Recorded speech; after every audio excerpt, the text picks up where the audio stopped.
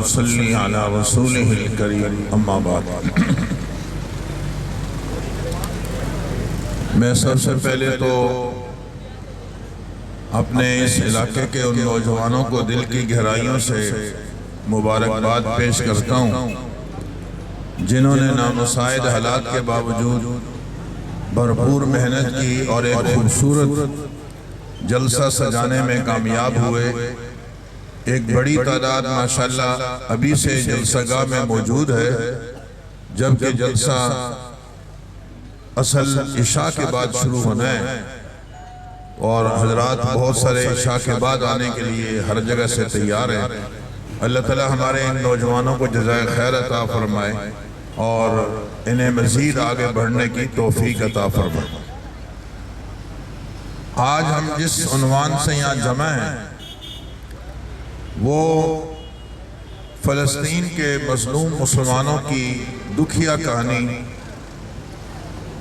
جو شب و روز جو کچھ ان کے پاس ہے، معصوم بچے پیش کر رہے، بوڑھے لوگ شہید ہو رہے، خواتین شہید ہو رہی ہیں، وہ درندہ صفت لوگ جن کے یہاں کتے اور بلے کے حقوق ہیں انہیں یہ معصوم بچے نظر نہیں آتے۔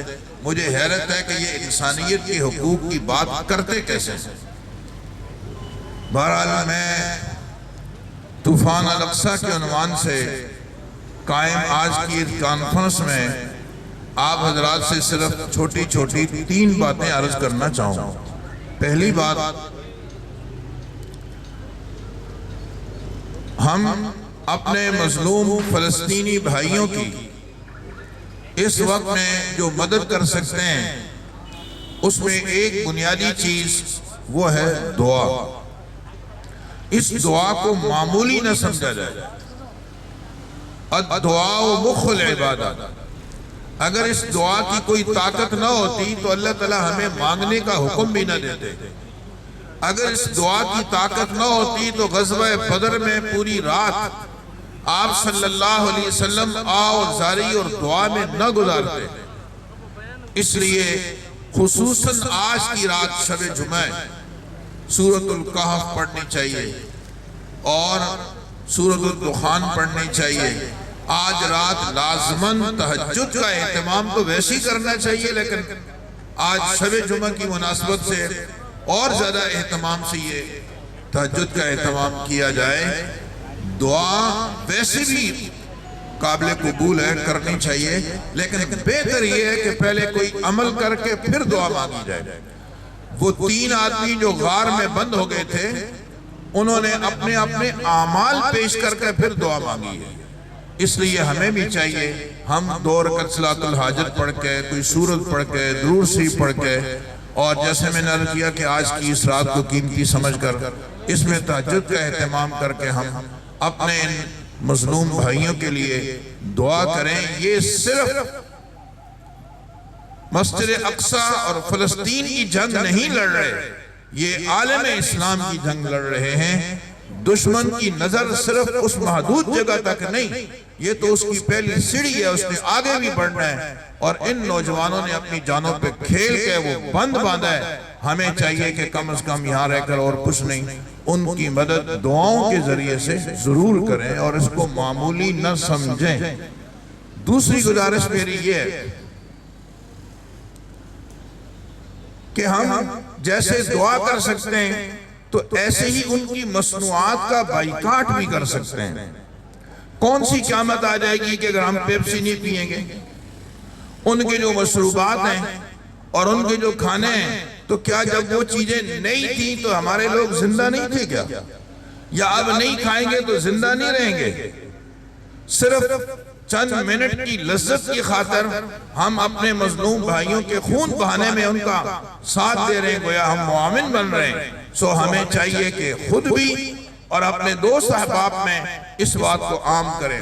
بے شک ہمارے تاجر بھائیوں کو بظاہر نقصان نظر آ رہا ہوگا، لیکن یاد رکھو اس کے پیچھے میرے رب کی انشاءاللہ وہ مدد شامل حال ہے کہ اگر آپ نے ان مظلوموں کا ساتھ دیتے ہوئے اور مسجد اقصیٰ کے تقدس کی خاطر آپ نے یہ قربانی دے دی تو میرا رب اپنے خزانوں سے پھر وہ نعمتیں عطا فرمائے گا جو کبھی ختم نہیں ہوں گے۔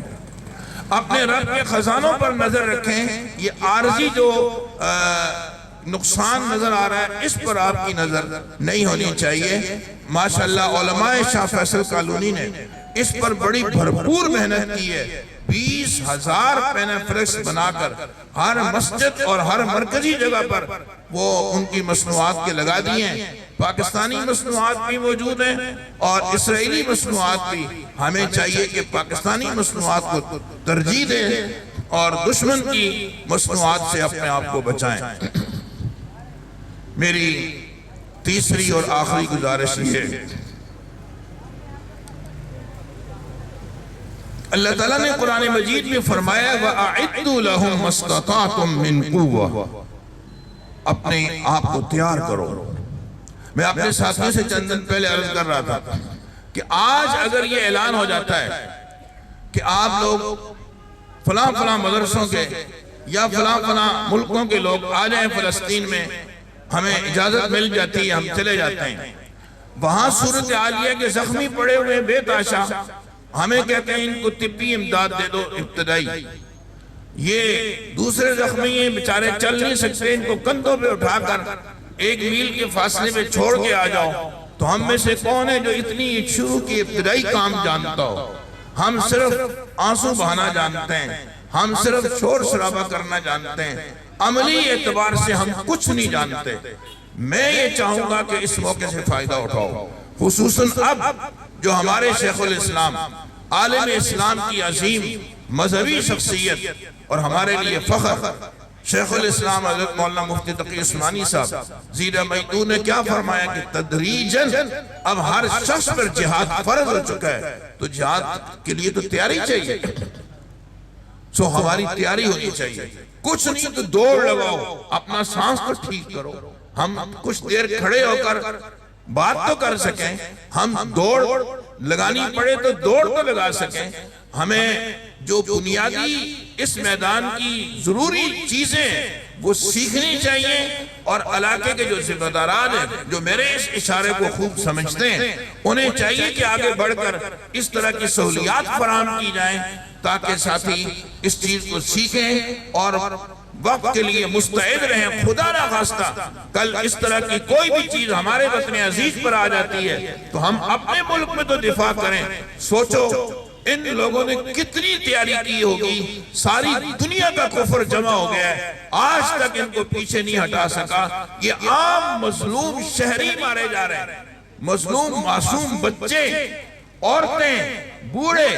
ہمارے دین اسلام میں ان کو مارنے کی اجازت نہیں ہے. وہ سامنے بھی آتے ہیں تو ہم کہتے ہیں نہیں، ہماری تم سے جنگی کوئی نہیں.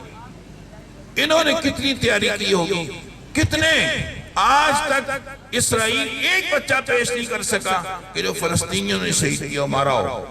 اور ادھر سے آئے روز ہم کتنے بچے پیش کر رہے ہیں جن پہ وہ حملہ کر رہے ہیں. ان کی تیاری اتنی مضبوط ہے، حکمت عملی اتنی مضبوط ہے. میں عرض کر رہا ہوں ساری دنیا کا کفر جمع ہو گیا ہے. ان کے دماغوں میں یہ بات تھی کہ یہ ایک لمحے کی بات ہے، انہیں لقمہ بنا کر ان کو ہم سائٹ پہ کر دیں گے. مگر الحمدللہ ثم الحمدللہ ان کے خواب اب تک شرمندہ تعبیر نہیں ہو سکے اور آئندہ بھی انشاءاللہ نہیں ہوں گے. اس لیے ہمیں چاہیے کہ ہم لازماً اس موضوع پر سوچیں کہ جو ضرورت کے درجے کی چیزیں جہاد کے عنوان سے ہم انہیں سیکھیں، یہ کوئی جرم نہیں. اور ان کو سیکھنا عبادت سمجھیں، یہ ہمارے لیے مفید ہیں. میں نے یہ 3 بڑی اہم گزارشات کی. میں ایک دفعہ پھر انتظامیہ کا شکریہ ادا کرتا ہوں اور آپ حضرات سے یہ توقع رکھتا ہوں کہ آپ جلسے کے اختتام تک تشریف رکھیں گے. فجزاکم اللہ احسن الجزاء. السلام علیکم ورحمۃ اللہ وبرکاتہ.